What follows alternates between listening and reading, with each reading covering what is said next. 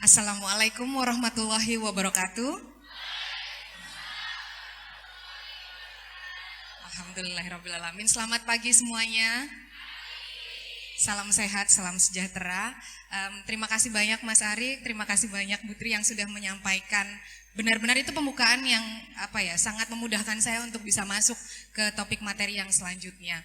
Terima kasih sebelumnya juga kepada tim dari Maburos Event Organizer yang sudah mengundang saya. Kebetulan saat itu saya ingat sekali saya dikontak tim oleh tim Maburos itu paling hanya sekitar satu atau 2 minggu setelah saya kembali ke Indonesia. Jadi memang saya masih baru sekali dan masih harus beradaptasi dengan berbagai macam perubahan karena sudah hampir kurang lebih 4,5 tahun saya tidak kembali ke Indonesia dan ternyata banyak sekali perubahannya yang saya rasakan. Termasuk nantinya adalah mungkin yang kaitannya dengan perubahan di era digital ataupun era industri 4.0 yang hari ini jadi topik utama yang akan dikemas dalam seminar hari ini. Insya Allah hari ini pada saat ini saya akan menyampaikan kaitannya dengan penata laksanaan gangguan kesehatan mental pada masa perinatal. Sebelumnya, ada yang sudah pernah mendengar istilah perinatal? Ya, ada? Perinatal sendiri definisinya sangat beragam.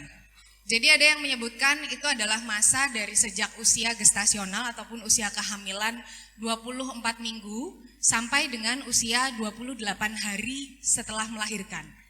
Tetapi ketika kita berbicara mengenai masalah kesehatan mental, kalau kita menyebutkan perinatal mental health ataupun kesehatan mental selama masa perinatal, karena dampak yang disebabkan itu sampai 1 tahun setelah melahirkan, sehingga secara keseluruhan konsensus bersama ini menurut WHO menyebutkan bahwa masa perinatal ini merupakan, kalau kita bicara sekali lagi, kalau kita bicara mengenai kesehatan mental, masa perinatal itu merujuk pada masa saat hamil sampai 1 tahun setelah melahirkan. Ini khusus kalau kita bicara tentang perinatal mental health. Nah, kenapa saya bicara tentang perinatal mental health? Kenapa saya berbicara tentang masa saat hamil sampai 1 tahun setelah melahirkan? Karena ingat bahwa ketika tubuh seorang ibu itu berubah pada saat hamil, maka pikiran pun, mind, spirit itu juga akan berubah. Ini merupakan studi yang dilakukan, Embrace ini studi yang dilakukan di UK, yang juga meneliti bagaimana kesehatan perinatal juga gangguan perinatal, gangguan mental selama masa perinatal itu juga bisa diderita oleh ayah. Nanti mungkin juga akan saya singgung sedikit. Kurang besar ya. Jadi di sini bisa merujuk bahwa definisi kesehatan mental selama masa perinatal ini merujuk tidak hanya ke gangguannya saja, tetapi masalah kesehatan mental dengan psikologis dan kesejahteraan psikologis yang secara konsisten, jadi secara kontinu itu selalu dibarengkan dengan upaya kuratif dan juga tadi yang sudah sempat disinggung oleh Bu Tri, promotif dan preventif. Gitu. Jadi tidak hanya merujuk ke problemnya saja, kegangguannya saja, tetapi juga upaya promotif, preventif dan juga kuratifnya. Nah, cakupan yang paling sering, mungkin teman-teman juga sudah pernah ataupun sudah beberapa kali membaca berita mengenai ibu yang membunuh anaknya, ya, bayinya dipotong atau dimutilasi, ibu bunuh diri, terjun ke sungai. Contohnya yang paling dekat itu tahun 2019 bulan Mei lalu, yang ibu bawa anak usia 4 bulan terjun ke Sungai Serayu. Mungkin ada yang masih ingat. Kemudian yang terakhir, ibu juga membunuh bayinya yang kira-kira beritanya mungkin baru sekitar 1 atau 2 bulan yang lalu. Nah, cakupannya apa saja? Di sini ada psikosis, ya, psikosis, kemudian ada depresi, ada kecemasan, yang ternyata turunannya itu ada banyak sekali. Ada yang umum, ada yang panik, ya, ada yang obsesif kompulsif disorder, kemudian ada juga fobia, termasuk tokofobia atau takut dengan persalinan. Kemudian ada juga yang kaitannya dengan stresor yang disebut dengan post traumatic stress disorder, di mana Indonesia ini sangat rentan. Ingat, karena kita ini negara yang sangat rentan terhadap bencana alam, sehingga perubahan sesedikit apapun itu sebenarnya bisa menimbulkan stres pada seseorang, apalagi bencana alam. Contohnya yang ada di Palu ya beberapa waktu yang lalu, itu bisa menimbulkan trauma yang berkepanjangan. Kemudian ada gangguan makan, kemudian penyalahgunaan alkohol dan nafsa, dan sekali lagi bukan baby blues. Ini nanti cakupannya akan kita overview sedikit demi sedikit. Ingat bahwa baby blues itu bukan merupakan gangguan mental selama masa perinatal. Baby blues ini sifatnya normal, karena dialami oleh hampir 70-80% ibu setelah melahirkan. Ibaratnya kalau kita berbicara mengenai baby blues ataupun postpartum blues, itu sama kalau kita berbicara mengenai dysmenorrhea pada saat menstruasi. Itu sama kalau kita berbicara mengenai menstruasinya itu sendiri. Jadi berbeda, kalau misalnya baby blues itu kita identikan dengan dysmenorrhea ataupun nyeri haid ya pada saat mens.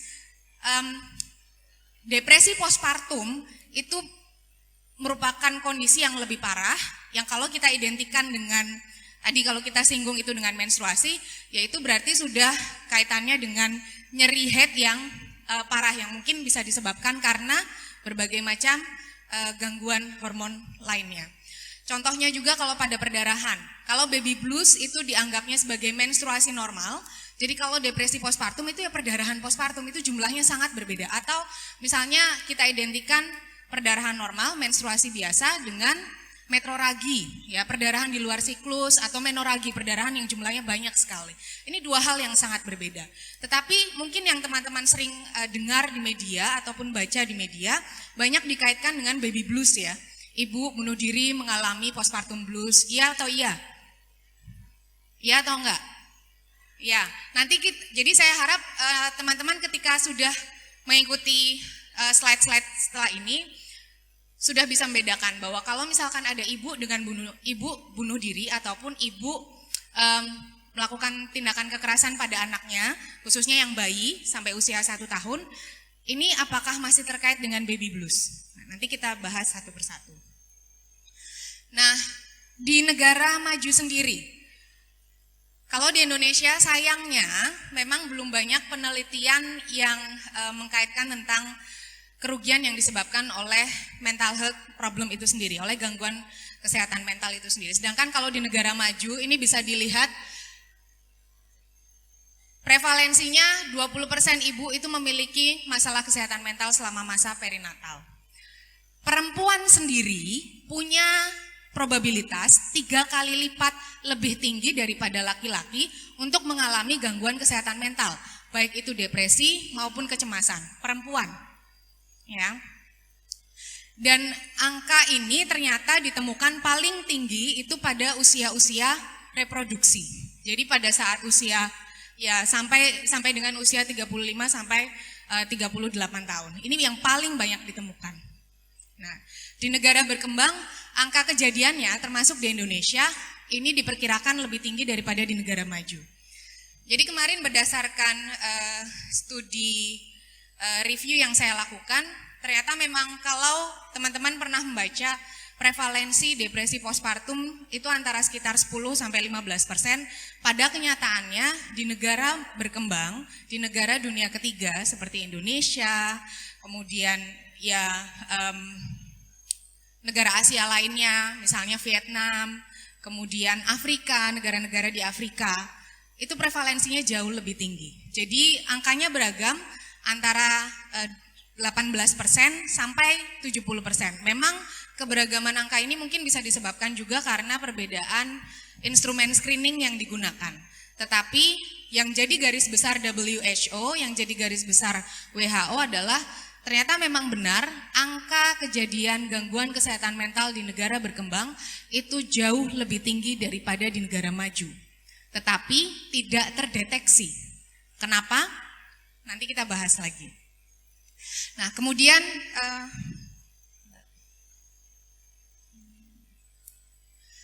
Immediate and long term cost. Jadi ternyata kerugian yang disebabkan oleh adanya gangguan kesehatan mental selama masa perinatal itu sampai mencapai 8,1 triliun per tahun di UK itu sendiri. Atau sekitar 10.000 pound sterling per kelahiran. 10.000 pound sterling itu sekitar mungkin kalau 1 pound sekitar 17.000. Ya, berarti bisa sampai 170 juta. Itu kerugian yang ditimbulkan. Dan diantaranya 28% terkait dengan ibu dan 72% terkait dengan anak. Ini yang belum banyak diketahui. Bahwa ternyata gangguan kesehatan mental yang dialami oleh ibu selama masa hamil, ini bisa memiliki dampak jangka pendek dan juga jangka panjang pada bayi yang dilahirkan.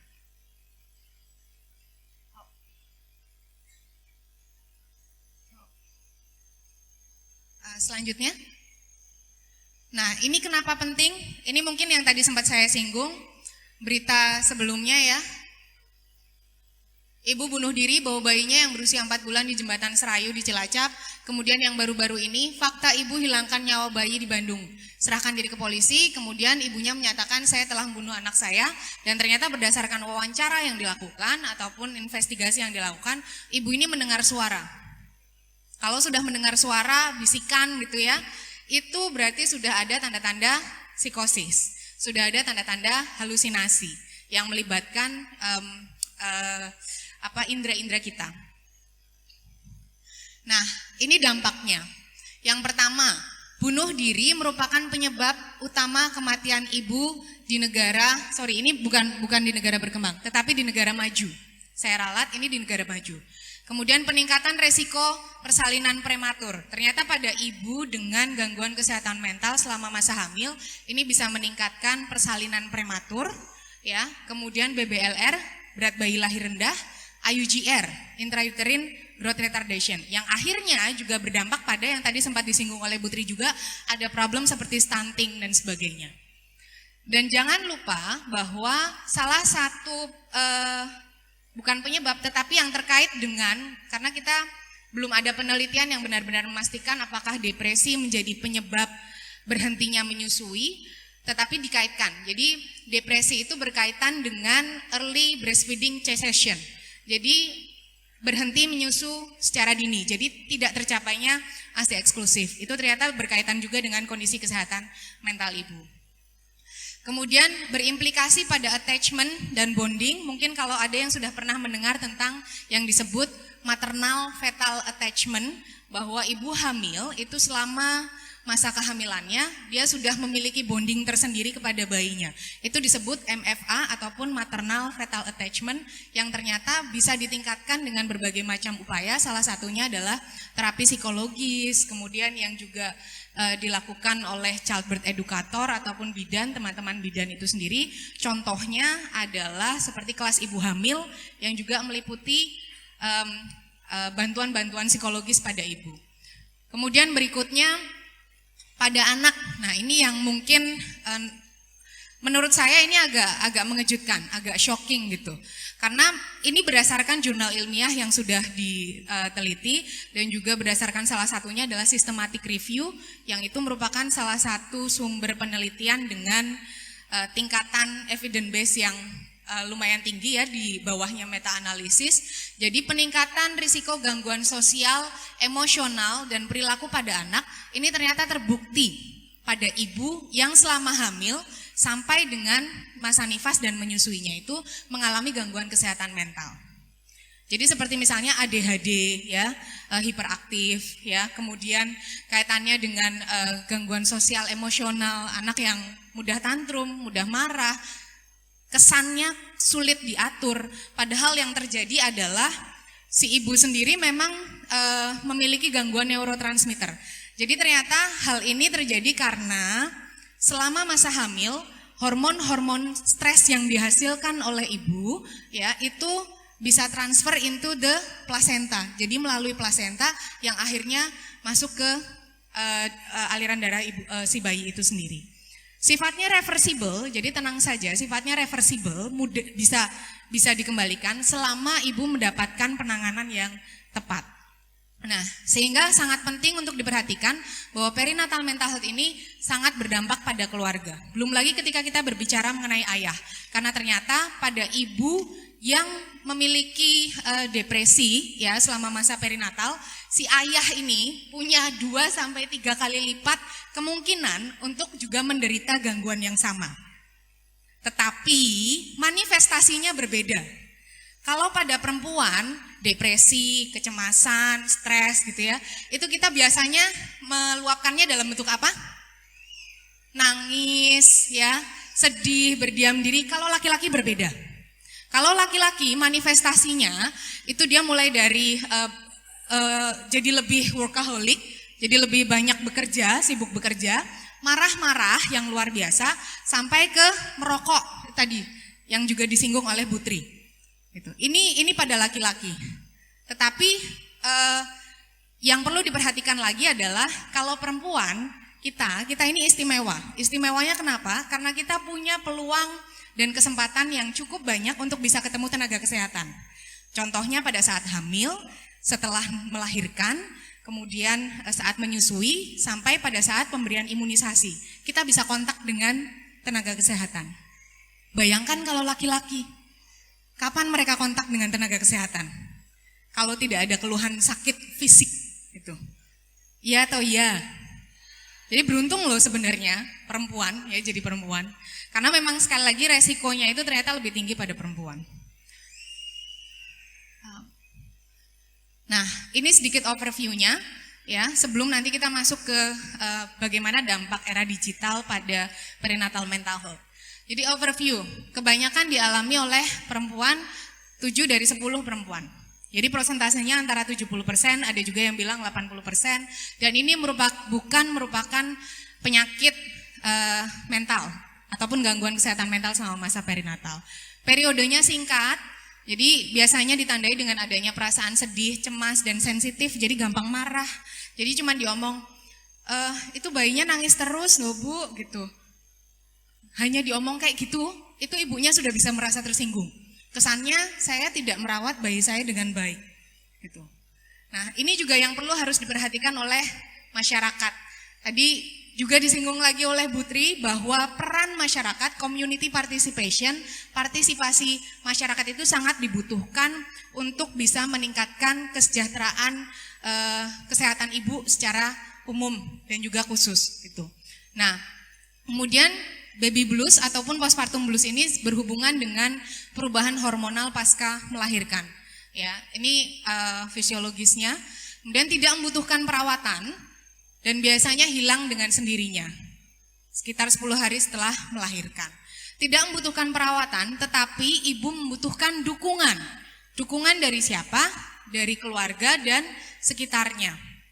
Jadi tolong sekali lagi mungkin yang ada di sini, kalau misalnya ada ibu setelah melahirkan ataupun ada temannya melahirkan, ditanya dulu kapan siap untuk dijenguk, ya, baiknya kapan, kemudian pengen dibawain apa gitu ya, dan bukan ternyata permasalahannya mungkin juga terkait dengan budaya yang ada di sekitar kita. Kadang ada juga di beberapa tempat ibu setelah melahirkan ya, yang ada malah bapak-bapaknya itu kumpul di rumahnya, kemudian ngerokok, ngudut bareng-bareng.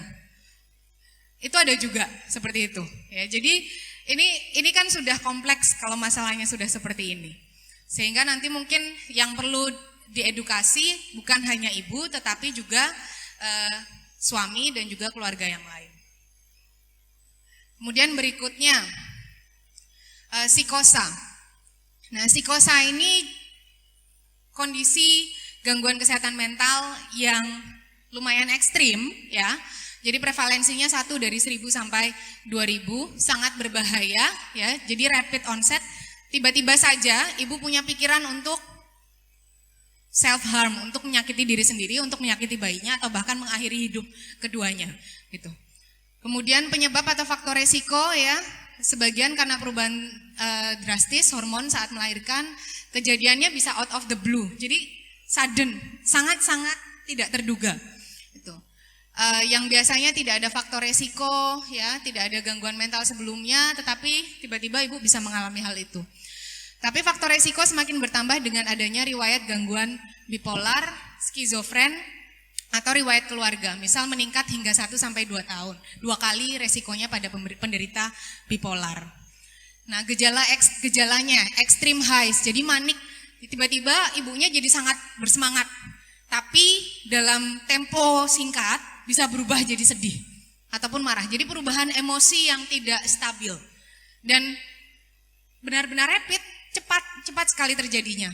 Acak, bahkan kita nggak tahu penyebabnya apa, tiba-tiba ibunya sudah berubah moodnya. Kemudian merasa ketakutan ataupun curiga pada orang lain, delusi, pikiran atau kepercayaan yang tidak masuk akal. Bedanya dengan halusinasi adalah kalau delusi itu pikiran, kalau halusinasi itu melibatkan kelima panca indera kita, itu panca indera kita. Jadi melihat yang tidak ada, kemudian mencium sesuatu yang tidak ada, yang sebenarnya tidak ada aromanya gitu, ataupun mendengar sesuatu yang ya tidak real gitu. Yang sayangnya kalau di Indonesia mungkin ya, dan juga mungkin di negara-negara yang punya pemahaman, bukan yang punya pemahaman, tetapi yang pemeluk agamanya lumayan tinggi, ini bisa dikaitkan dengan gangguan jin, ya, bisa dikaitkan dengan kesurupan gitu ya, diganggu jin, sehingga yang disarankan pada ibu dengan psikosa ataupun memiliki tanda-tanda psikosa, yang paling sering disarankan adalah ruqyah, ya, ataupun terapi-terapi spiritual, exorcism, pengusiran, ya, kalau di bahasa Inggrisnya itu exorcism. Ini boleh sekali. Terapi-terapi spiritual, terapi-terapi yang pendekatannya religius seperti ini kita tidak bisa mengelakkan. Tetapi tolong sebagai tenaga kesehatan kita juga harus aware mana ibu yang memang benar-benar butuh tenaga kesehatan, mana ibu yang cukup diberikan dukungan verbal. Karena kalau misalkan ibu sudah ada tanda-tanda seperti ini berarti sudah mengarah ke psikosa. Apalagi kalau sudah punya pikiran ataupun ide untuk menyakiti diri sendiri ataupun bayinya. Nah, penata laksanaannya, karena ini merupakan kegawat daruratan psikiatri dan membutuhkan pertolongan tenaga kesehatan sesegera mungkin, biasanya terapinya itu meliputi medikasi dan mungkin penderita diharuskan rawat inap. Nah, ini juga yang paling sering, depresi. Depresi ini 1 dari 10 ini yang paling banyak diomongin oleh banyak orang gitu ya, termasuk di media.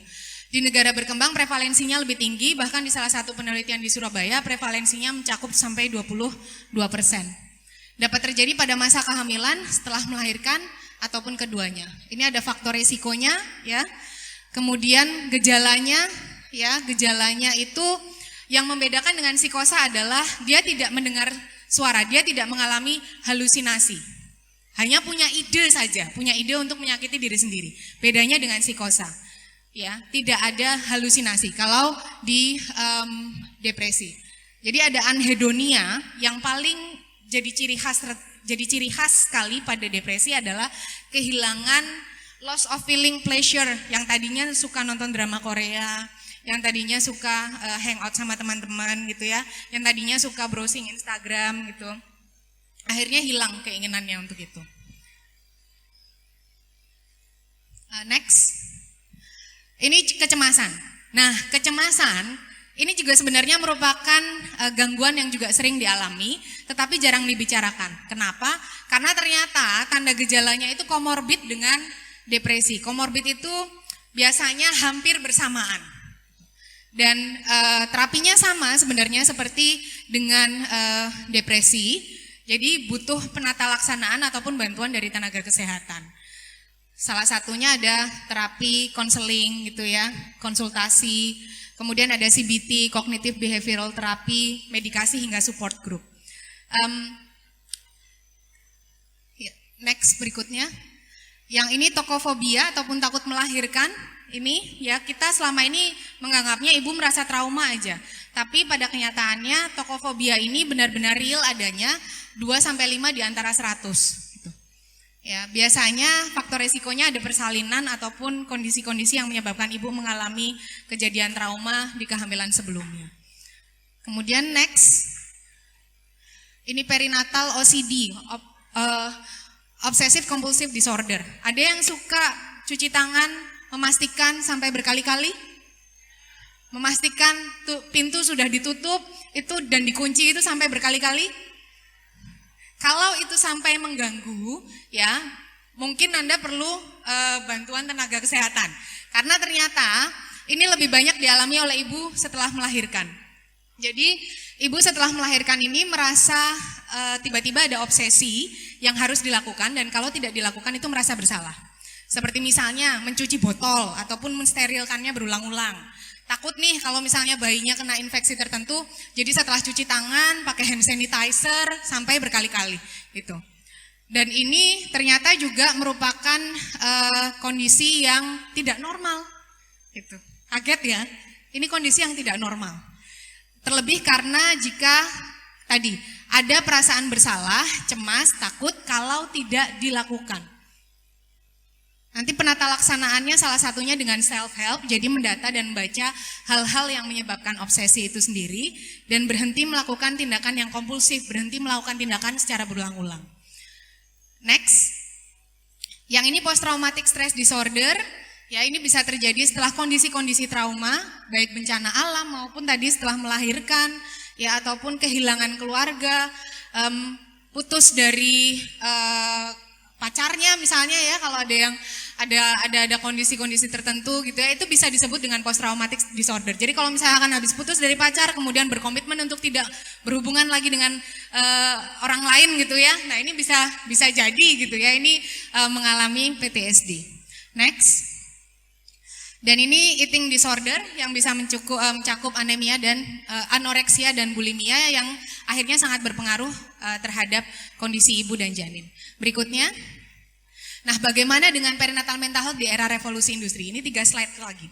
Nah tadi sudah disampaikan oleh Ibu Tri, era revolusi industri yang pertama, ini dengan adanya penemuan mesin uap oleh James Watt, ingat ya di pelajaran sejarah ataupun IPS, di Glasgow dulu tepatnya penemuannya, ini ditandai dengan hal itu. Kemudian revolusi industri yang kedua, ini salah satu ciri khasnya adalah sudah mulai mass produksi besar-besaran. Di sini contohnya adalah penyembelihan ayam dengan menggunakan mesin. Termasuk adanya penemuan railway, jadi jalan kereta api dan juga telegraf, di mana orang sudah bisa dilakukan transfer people dan juga transfer ide pada saat yang bersamaan. Kemudian revolusi industri yang ketiga, ini yang merupakan sebenarnya ada yang menganggap bahwa Indonesia masih setengah-setengah ini dalam kita deal with revolusi industri yang keempat, karena di satu sisi kita juga masih mengalami tadi yang seperti Bu Tri bilang, di beberapa daerah adanya diskrepansi ya, perbedaan pembangunan. Kalau revolusi industri yang ketiga itu sudah penggunaan internet, revolusi industri yang keempat itu tadi sudah digital dan automation. Jadi sifatnya wireless gitu.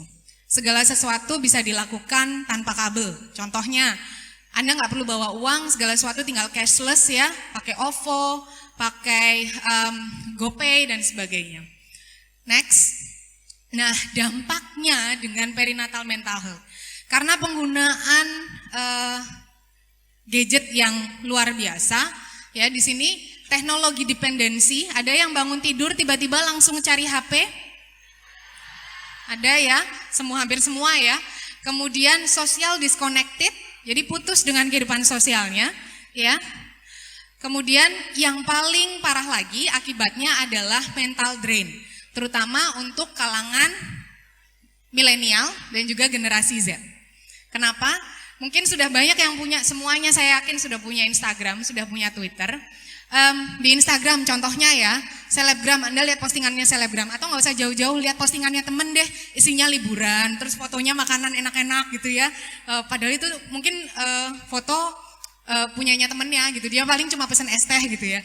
Nah, ini bisa bikin Anda merasa terbebani sehingga akhirnya ya ada keinginan untuk aku harus serupa seperti itu dan seterusnya. Ini bisa menyebabkan mental drain.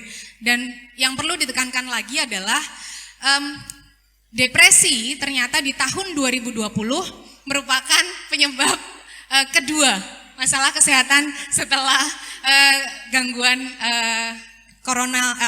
gangguan apa CVD, cardiovascular disease. Ya, yang terakhir. Selain itu ada negatifnya tapi juga ada prosnya. Tadi mungkin sudah disampaikan juga oleh Bu Tri. Anda bisa lihat ada relief.co.id, ada pijarpsikologi.org, ada Sideline, di mana ibu ataupun siapapun yang punya masalah psikologis dan ingin diterapi oleh psikolog bisa dilakukan secara online. Tidak perlu tatap muka, tetapi kerahasiaannya tetap terjaga gitu. Nah, berikutnya, tetapi ada beberapa case di mana memang terapi online semacam itu tidak bisa dikerjakan secara efektif. Apalagi dengan adanya terapi psikologis, ini kan yang namanya psikolog bisa cocok-cocokan, tenaga kesehatan aja cocok-cocokan, ya terapinya pun juga bisa cocok-cocokan antara satu dengan yang lainnya. Next. Nah, ini tantangan dan hambatannya, karena ternyata sebagian besar hambatan untuk mencari dan mendapatkan pertolongan muncul di setiap level yang berbeda, ibu, tenaga kesehatan, dan sistem. Jadi, terutama, next Mbak, adanya tadi beberapa hal yang kaitannya dengan beberapa hal yang kaitannya dengan stigma dan sebagainya, itu ternyata sangat terpengaruh oleh adanya pendekatan ataupun budaya yang selama ini memang ada di sekitar kita. Contohnya kalau ada ibu mengeluh nih di media sosial, aku capek, anakku nyusuin terus gitu ya, semalaman gak bisa tidur, akhirnya ya yang ada malah di komentar di bawahnya, bersyukurlah Bu gitu, punya anak, dapat rezeki, tidak semua orang gitu. Ya apa enggak? Kalau misalnya ini surganya Ibu gitu. Itu enggak apa-apa Mbak, Anda menyampaikan seperti itu pun tidak apa-apa, tetapi ingat harus diawali dengan menguatkan si ibu itu sendiri. Waktunya ya. Habis Ibu Cesa. Terima kasih. Ya. Itu saja. Ini silahkan nanti mungkin di slide juga bisa diperbaiki. Ini yang penting, women are the real architect of society. Sepakat enggak? Bahwa perempuan itu adalah arsitek sesungguhnya dari peradaban. Jadi bukan hanya surga terletak di telapak kaki ibu, tapi ini juga kita sebagai penentu masa depan satu bangsa. Sehingga baik kesehatan fisik maupun psikologis dan sosial ya, itu juga harus kita perhatikan. Terima kasih. Bila bisa bilhaq fastabil khairat. Assalamualaikum warahmatullahi wabarakatuh.